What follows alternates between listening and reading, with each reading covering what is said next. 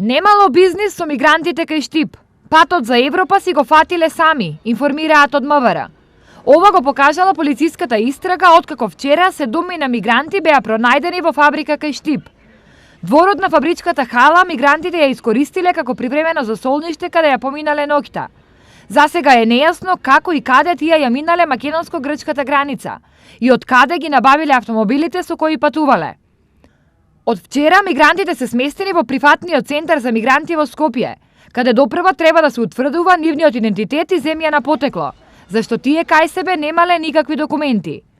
Мигрантите вчера беа причина за неколку часовно доцнење на работниот процес во Штипската фабрика, кои мораа да почекаат да заврши полицискиот распит и увид. Инаку од затворањето на границата со Грција, бројот на обиди за илегални премини е зголемен, исто како и вклученоста на македонски државјани во нелегалниот транспорт на мигранти.